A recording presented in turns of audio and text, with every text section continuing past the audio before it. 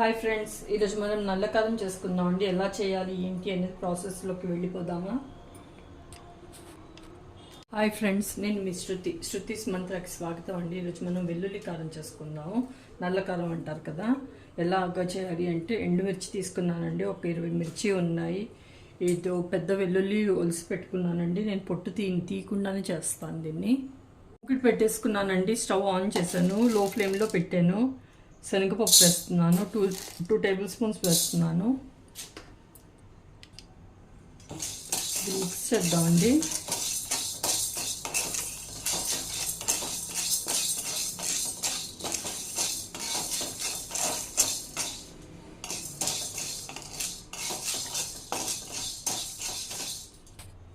శనగపప్పు ఫ్రై అవుతుంది కదండి. ఇప్పుడు ఇక్కడ ధనియాలు కూడా వేస్తాను. 3 టేబుల్ స్పూన్లు వేసుకున్నాను.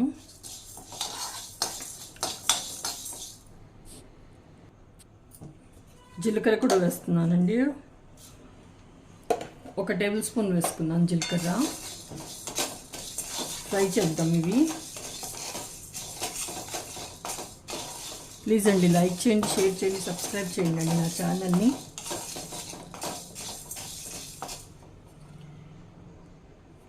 ఇవి రోస్ట్ అయిపోయాయండి, తీసేస్తున్నాను ఇంకా ప్లేట్లోకి. ఇదే మూకిట్లో వెల్లుల్లి కూడా వేస్తున్నానండి. కొద్దిగా ఫ్రై చేస్తాను. అది కూడా ఆయిల్ వేయలేదు, డ్రై రోస్టే చేస్తున్నాను.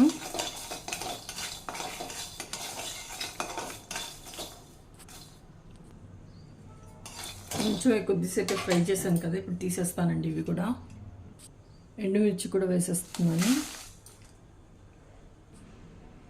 కొంచెం ఆయిల్ వేస్తానండి, 1 టీ స్పూన్ అంతే.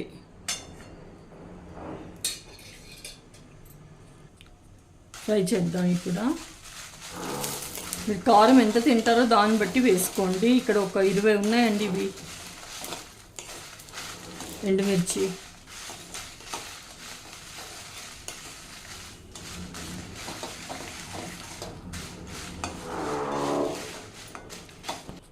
ఇవి ఫ్రై అయిపోయాయండి, తీసేస్తాను. ఎక్కువ నల్లగా అవ్వద్దు, కొంచెం రెడ్డిష్గా ఉంటేనే బాగుంటుంది. ఇది తీసేస్తాను. ఇప్పుడు చల్లారిందండి. ఇప్పుడు గ్రైండ్ చేసుకుందాం, దీన్ని మిక్సీ పట్టుకుందాం.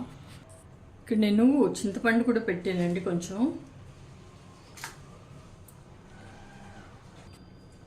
ఇప్పుడు ధనియాలు ఇంకా శనగపప్పు జీలకర్ర ఉంది కదండి, ఫస్ట్ అవి గ్రైండ్ చేస్తాను.